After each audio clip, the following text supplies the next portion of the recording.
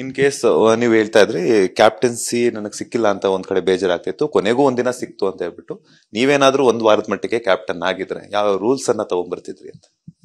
Sir rules ತರ್ತಾ ಇರಲಿಲ್ಲ, entertainment ಮಾಡಿಸ್ತಾ ಇದ್ದೆ ಸರ್. ಪ್ರತಿ ಮೂಲೆಯಲ್ಲೂ ಒಂದು ಅಡುಗೆ ಮಾಡುವಾಗ್ಲೂ ಎಂಟರ್ಟೈನ್ಮೆಂಟ್ ಮಾಡಬೇಕು, ಆಮೇಲೆ ಒಂದು ಕಸ ಗುಡಿಸುವಾಗ್ಲೂ ಎಂಟರ್ಟೈನ್ ಮಾಡಬೇಕು, ಬಾತ್ರೂಮ್ ತೊಳೆಯುವಾಗ್ಲೂ ಎಂಟರ್ಟೈನ್ ಮಾಡಬೇಕು, ಇಡೀ ಮನೆ ಖುಷಿ ಖುಷಿಯಾಗಿರ್ಬೇಕು, ನಗ್ನಗ್ತಾ ಇರಬೇಕು.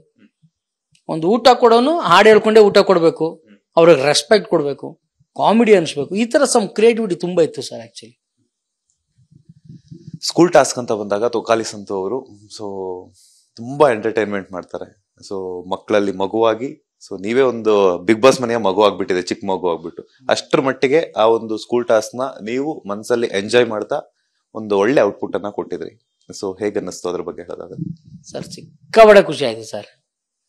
ಸ್ಕೂಲ್ ಅಂದ್ರೆ ಮಗು ಅಂದ್ರೇನೆ ಒಂದು ಮೋಸ ಇಲ್ಲ, ಕಪಟ ಇಲ್ಲ, ಸುಳ್ಳಿಲ್ಲ, ಅದಕ್ಕೆ ಜವಾಬ್ದಾರಿ ಅನ್ನೋದಿಲ್ಲ. ಹೆಂಗಿರುತ್ತೆ ಸರ್ ಮಗು ಅಂದ್ರೆ? ಆ ಕ್ಷಣ ಕೊಟ್ಟಿರೋ ಕ್ಷಣ ನಾನು ಮಗುವಾಗಿ ಅದನ್ನ ಜೀವಿಸಿ ಅದರಿಂದ ನಾನು ಸಂತೋಷ ಪಡಬೇಕು ಅಂದ್ಬಿಟ್ಟು ಪ್ರತಿದಿನ ಪ್ರತಿ ಕ್ಷಣ ಅದನ್ನ ಜೀವಿಸಿದ್ದೀನಿ ಸರ್. ಅದ್ರೊಳಗೆ ಒಂದು ಸಿಕ್ಕಾಬಟ್ಟೆ ಕಾಮಿಡಿ ಅಂದ್ರೆ ಕಾಮಿಡಿ, ಸಿಕ್ಕಾಬಟ್ಟೆ ಖುಷಿ ಆಯ್ತು ಸರ್ ನನಗೆ ಅದರಿಂದ.